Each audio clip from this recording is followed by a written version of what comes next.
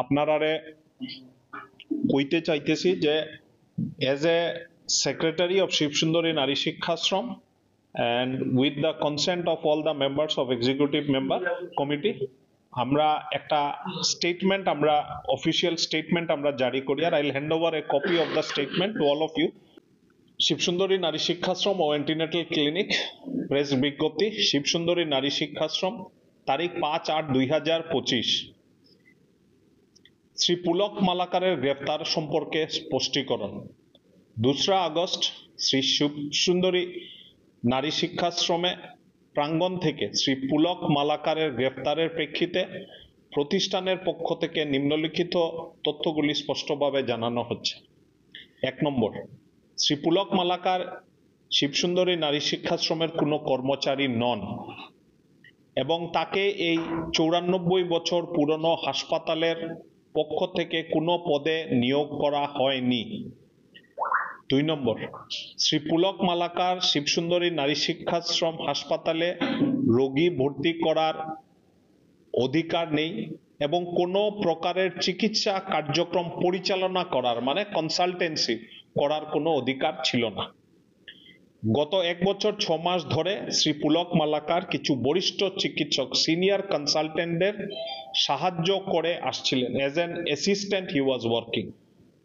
4 নম্বর, শ্রী পুলক মালাকারের জমা দেওয়া সার্টিফিকেট সমূহ যথার্থ যাচাই করার জন্য শিবসুন্দরী নারী শিক্ষাশ্রমের কাছে কোনো নির্ভরযোগ্য উপায় কিংবা সংস্থান ছিল না। আমি আমাদের সার্টিফিকেটের কপিগুলো আপনাদের কাছ থেকে আপনাদের কাছে আমি দেখাবো, কিন্তু জাস্ট বিকজ এটা ম্যাটারটা সাবজুডিস, এই বিষয়গুলোকে মানে আপনাদের সম্মুখে ওর সার্টিফিকেট আমরা দিতে পারবো না। 5 নম্বর এবং লাস্ট, পুলিশ প্রশাসন এবং অন্যান্য তদন্তকারী সংস্থার সাথে শিবসুন্দরী নারী শিক্ষাশ্রম কর্তৃপক্ষ পূর্ণ সহযোগিতা করে আসছে। আজকে ডিপার্টমেন্টাল এনকোয়ারি হয়েছে।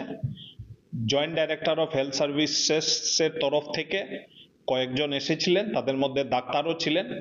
আমাদের এইখানে যেগুলো রেকর্ডস আছে সব রেকর্ডসগুলো ওনারা দেখেছেন, যাচাই করেছেন।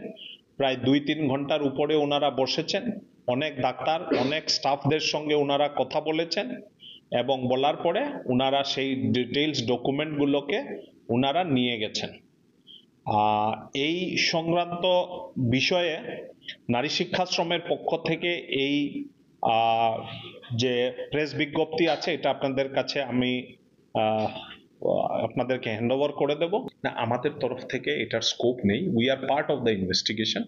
আমার তরফ থেকে কেস করার মতন পরিস্থিতি এই কেসে নেই, যেহেতু সরকার অলরেডি এটাকে দায়িত্ব নিয়েছে।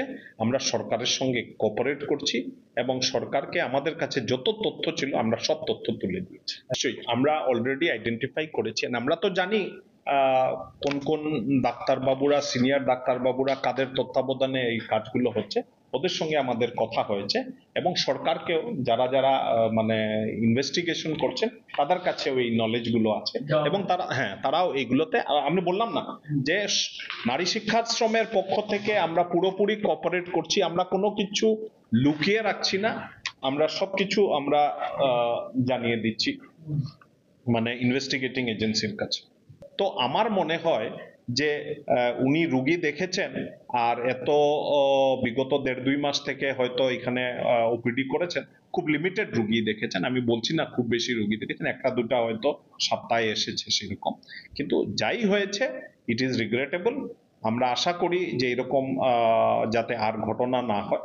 আর ফেক সার্টিফিকেটধারী ডাক্তার যারা আছে তাদেরকে পাবলিকের সামনে আনা উচিত পাবলিক সেফটির জন্য আর সামাজিকভাবে হেলথ। দেখেন, এই দায়িত্ব প্রাথমিকভাবে সরকারের নিতে হবে। ভারতবর্ষের আইন যেরকম আছে এটার প্রাথমিক দায়িত্ব সরকার নিতে হবে এবং সরকারই এটার দায়িত্ব নেয়। যে যে জায়গায় হচ্ছে হেলথ ইজ ভেরি ইম্পর্টেন্ট। প্রশ্ন আপনার, হেলথটা কার subject? Health is a subject, is a concurrent subject. Health is both a subject of the state, central government and state government. And দুইজন সরকার মিলেই দায়িত্ব দেবে এবং দুইটা সরকারই স্বাস্থ্যমন্ত্রী আছে, সেন্টারেও স্বাস্থ্যমন্ত্রী আছেন, স্টেটেও স্বাস্থ্যমন্ত্রী আছে। তো এইরকম যদি কোনো ফেক ডাক্তার আসে কিংবা ফেক ইঞ্জিনিয়ার আসে, ফেক মাস্টার আসে, ফেক পলিটিশিয়ান আসে, প্রাথমিকভাবে সরকার তাদের এগেনস্টে মানে কারবাই মানে অ্যাকশন নিতে লাগবে। হয়তো কেউ না কেউ কমপ্লেন করবে, কমপ্লেনের বেসিসে সেইগুলো হবে।